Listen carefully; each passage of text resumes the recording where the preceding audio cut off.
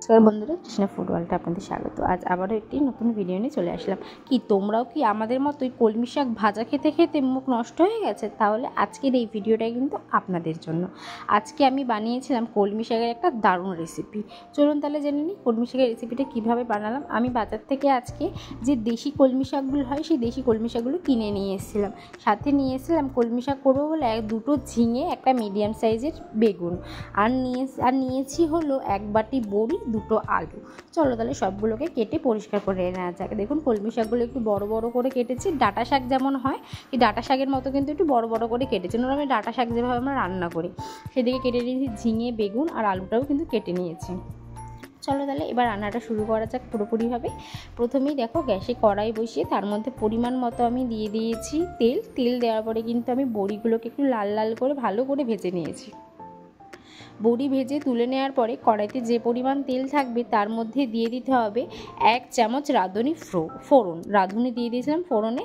তারপরে দিয়ে দিয়েছিলাম যে কটা চিংড়ি মাছ ছিল, অল্পই চিংড়ি মাছ ছিল, খুব বেশি ছিল না, তাই চিংড়ি মাছগুলোও দিয়ে দিয়েছি কেটে ধুয়ে বেছে নিয়ে। কিন্তু তারপর চিংড়ি মাছটা দেওয়ার পরে সামান্য একটু নুন দিয়ে দিয়েছি, আর দিয়ে কিন্তু 4-5টা কাঁচা লঙ্কা দিয়ে দিয়েছি।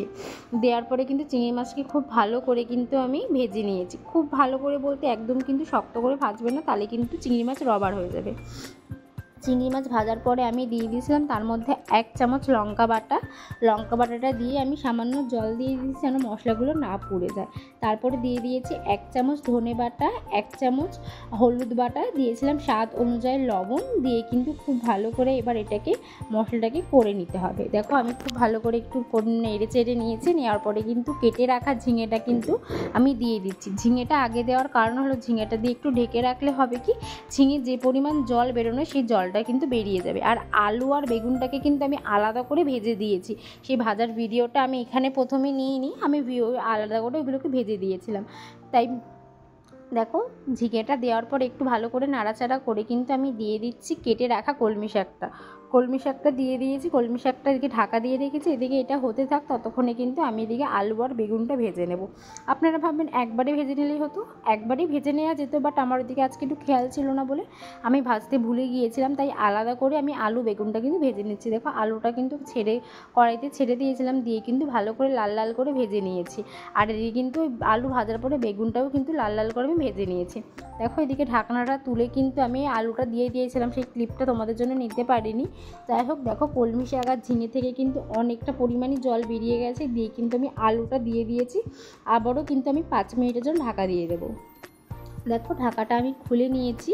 খুলে নিয়ে কিন্তু এবার দিয়ে দিচ্ছি বড়িটা একটু আগেই দিচ্ছি, কারণ বড়িটা একটু সেদ্ধ হতে সময় লাগবে তো, তার জন্য কিন্তু বড়িটা কিন্তু আমি আগে দিয়ে দিলাম। এদিকে ওটা হতে থাক, ততক্ষণে আমি আরও 1 চামচ রাঁধুনি কিন্তু ভালো করে শিলে বেটে নেব। তোমরা চাইলে মিক্সিতেও বাটতে পারো, অসুবিধা নেই, অল্প একটু, তাই আগে থেকে আমি শিলেই বেটে নিচ্ছি। ওইদিকে আমার রাঁধুনি বাটা কমপ্লিট হয়ে গেছে, আর এদিকে কিন্তু আমার কলমি শাকটা অলমোস্ট হয়েই এসছে।